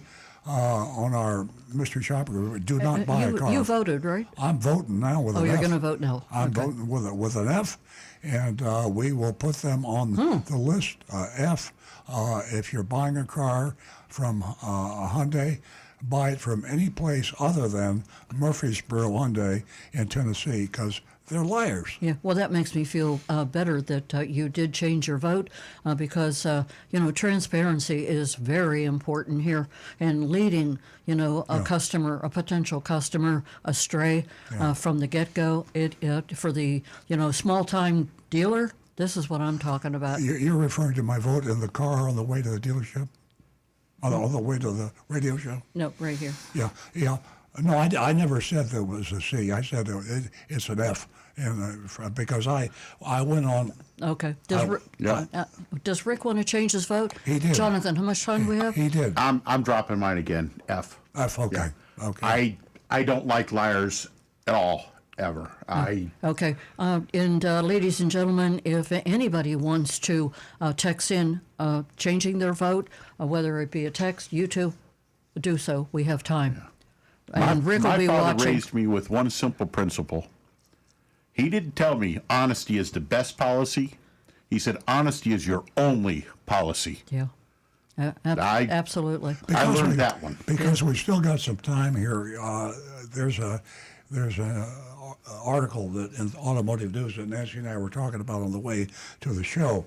And interestingly enough, yesterday we were driving around somewhere, and I said, "What is that car in front of us?" We're on the road, and they says, "I don't know. What is that?" And I pulled up close where I could see the logo, and it was a Mercedes. It looked like a Toyota Corolla or a Honda. It looked like an inexpensive car. So I said, that's unusual. I never seen a Mercedes that looked like that. And then in Automotive News, they were talking about the Mercedes A-Class entry level. Now, I wasn't aware, shame on me. Mercedes is selling a car for about $60,000, when before that their average car was probably much more than that. And I think that's a mistake. I throw that out there because if you look at General Motors, they build the Cadillac and the Chevrolet. If you look at Toyota, they build the Toyota and they build the Lexus. You look at Acura and Honda. There's always a cheap model and a luxury model. The reason for that is to preserve the luxury vision of you leave the store, you're a valet parker. You say, I have the white Lexus, or I have the white or the blue, whatever. People are proud of owning a luxury car. I mean, the people that own them are proud. I don't think anybody in this place should be proud of the car they drive, but people do, and that's the reason they buy the car. Yeah. So we want you to know, if we had our phones open, because we have so much time going today in this chaotic show, and I apologize in advance for this chaotic show. Think about that when you're buying a car. Yeah, well, we're live. So, hey, to what you said, it's so telling to see these cars more than the Mercedes. But, up in the north end of town, we're looking at a Rolls Royce. We're looking at a Ferrari. Everything has changed. You can't recognize them like you used to. Lamborghini Look at that. is making an SUV, a little SUV a little by toaster, Lamborghini. a little toaster. Like, really? I guess on the other side of that coin, the guy that buys a cheap Lamborghini or the cheap Mercedes can say, "Hey, guess what I just bought? I just bought a Lamborghini." I didn't say it was cheap. You can't even find the price for it online for that Lambo. Well, But still. 60,000 for Yeah. a Mercedes is cheap. So. Yeah. South Florida Two-Step says, I would have given an F on it. He says, but I don't know if the salesman actually knew or not, so I can't punish the entire dealership because of one salesman. I'm still at a C minus. Can't bring myself to punish all for the actions of one. Well, it's more important to punish the manager than the salesman. Or Right. The salesman will be gone in a week, but the manager will be there for a long time. So How about the owner? if How you got about a liar hands-on? for a manager, well, all the owners are liars. Yeah. Here's some other news about Consumer Report. Did you know that there were 8 cars and SUVs that lost Consumer Report's recommendations? Yeah, that's telling. So there's a lot of people who really don't believe in Consumer Report. I've got a lot of texts, in that direction, and I think that Consumer Reports really does a great job. We have 2 minutes left. Anybody? Yeah, I'll say I took a shot at owners, and I'm not going to apologize. Owners of cars, maybe lying is too too strong a word, but what you're doing is denying plausible deniability. So all you big shots out there that are supposed to be so honest, and you got the country club, you got the ski lodge in Vail, and you're getting written up in the paper, and this wealthy man is so distinguished, and his dealerships are raping the public and stealing and lying, and they say, "Oh, I didn't realize that." So when something comes, "Oh, fire that guy," or "fire that guy," he's got 50 dealerships, and he's suddenly surprised. Ed Napleton, for example, Ed Napleton, he doesn't know anything that's going on in any of his dealerships. So that plausible deniability, to me, is worse than lying because Yeah. Well, that's how they can afford you it. control the line. So you dealers out there, sue me, you bastards. Okay. Oh boy, that's how they can afford a trip to Tierra del Fuego. I can see that the show has turned a corner. With that said, I'm going to wrap it up because I think Jonathan's wiping tears from his eyes. I'm not sure. Anyway, we'll be right back here next week live. You can expect anything from Earl on Cars right back here on the Oldies channel at 8 a.m. Everyone have a beautiful weekend.